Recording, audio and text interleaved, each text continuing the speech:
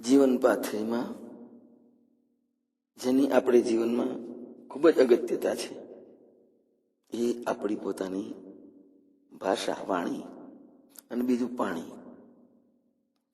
વાણી અને પાણીનો પ્રભાવ કઈ જુદા જ પ્રકારનો ખૂબ સરસ હોય છે. શુદ્ધ અને નિર્મળ પાણી સૌને ગમે, એમ મધુર વાણી, પ્રિય વાણી, સત્ય અને શુદ્ધ વાણી સૌને ગમે. ભાષા માનવીના વ્યક્તિત્વની આગવી છાપ છે. આપણે આંગણે આવેલા અતિથિને સરસ મજાનો આવકાર આપીએ, ભાવનાસભર, એને ગમશે. સત્પુરુષોની વાણી મીઠી જ હોય છે, આપણને સાંભળવી ગમે છે. જ્યારે દુરાચારીને દુષ્ટની વાણીથી આઘા રહેવાની ઈચ્છા થાય. મહાપુરુષોના શ્રીમુખની વાણી અનેક લોકોના જીવન બદલે છે, સારો માર્ગ ચીંધે છે. આ જ એની મુખની વાણીનો પ્રભાવ છે. આવા સંતોના સત્સંગથી જીવન બદલાય.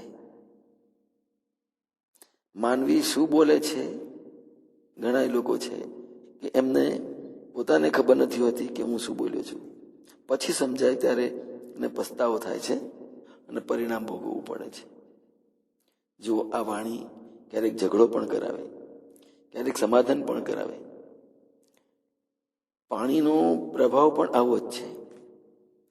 પાણીથી કાદવ કીચડ થાય છે, પણ કીચડને પાણીથી જ સાફ થાય છે. માત્ર પ્રક્રિયા જુદી છે. શુદ્ધ પાણી શરીરને તંદુરસ્ત રાખે છે.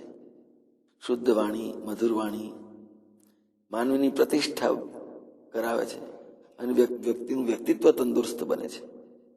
શબ્દ અને વાણીથી ઘણાના જીવન બદલાઈ જાય છે. વાણી આપણા વિચારો અને સ્વભાવમાંથી પરિત થતો એક પ્રવાહ છે. વાણી થકી જગતનું સફળ સંચાલન થાય છે. આપણે પણ મધુર વાણીનો ઉપયોગ કરવો જોઈએ.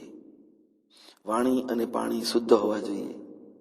આ બંને વસ્તુ માનવીને તંદુરસ્ત રાખે છે. પારસમણીના સ્પર્શથી જેમ લોઢું સોનું બને છે, એમ સત્સંગથી દુષ્ટ માણસ સજ્જન બને છે. જય ભારત.